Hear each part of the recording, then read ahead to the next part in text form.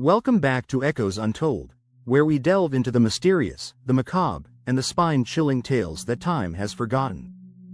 If you love exploring the dark corners of history, uncovering terrifying stories, and unraveling eerie legends, you've come to the right place.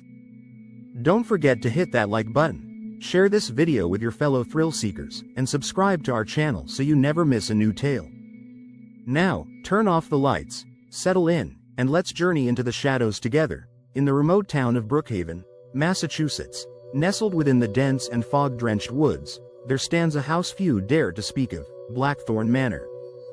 By 1827, the mansion had already earned its reputation as a place of unspeakable terror.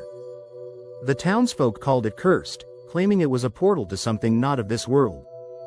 The story began decades earlier when the Aldrich family, wealthy landowners, mysteriously vanished.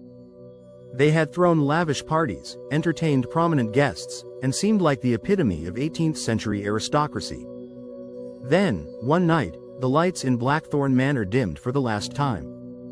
No one saw the Aldriches leave, and the only clues left behind were tales of screams echoing from the house on the night they disappeared. Over time, the mansion became a dilapidated shell, avoided by all but the bravest, or the most foolish. Fast forward to October of 1827, when four teenagers, Ethan, Clara, Samuel, and Mary, decided to test their courage. The group was inseparable, bound by friendship and youthful defiance of authority. They'd grown tired of the townsfolk's warnings and dismissively referred to the legends as bedtime stories for old folks. That night, under a full moon, they snuck out of their homes with lanterns in hand and ventured to Blackthorn Manor. The house loomed before them, a monolith of decay and darkness. Its windows were shattered, the wood rotted, and the air around it seemed unnaturally still. Even the forest seemed to retreat from the property, as though nature itself feared to tread too close. Inside, the air was thick and damp, carrying the smell of mildew and something metallic, like iron. Their lanterns cast flickering shadows on the walls, which were covered in peeling wallpaper and strange, soot-like stains. The group stuck close together, their earlier bravado fading with every step.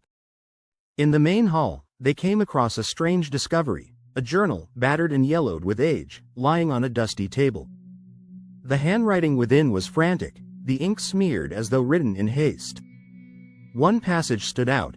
"The shadows move when I am still. They call my name. I cannot sleep. It's coming for me." Ethan laughed nervously. "Probably just some prank," he said, though his grip on the lantern tightened. But then came the sound, a faint tapping, rhythmic and deliberate. It echoed from the far end of the hall, faint at first, then growing louder. "Probably an animal," Samuel muttered, though the unease in his voice betrayed him. The group decided to follow the noise, despite their growing sense of dread. The sound led them to the basement door, which hung ajar as though inviting them in. Descending the narrow, creaking stairs, they found themselves in a room that seemed utterly untouched by time. The stone walls were covered in strange symbols, carved with precision and glowing faintly in the dim light. At the center of the room lay a circle of melted candles surrounding a book unlike any they'd ever seen, its cover dark, cracked, and bound in something disturbingly organic. Clara reached for the book, ignoring Mary's whispered pleas to leave. The moment her fingers brushed its surface, the room seemed to come alive. The basement door slammed shut with a deafening bang, and the tapping sound transformed into a pounding, louder and more insistent, as though something was trying to break through the walls. The symbols on the walls began to glow brighter, pulsating with a red light that bathed the room in an eerie hue. Then came the whispers, low, guttural, and unintelligible at first, but they soon formed words that chilled the teens to their core. "Leave. Too late. It comes." Before they could react, a shadowy figure emerged from the darkness. It was monstrous, neither human nor beast, its body twisted and its eyes glowing like hot embers. The entity let out a shriek so piercing it seemed to rattle their very bones. The lanterns flickered and died, plunging the room into utter darkness. Panic gripped them as they fumbled for the door, but the room seemed to warp around them.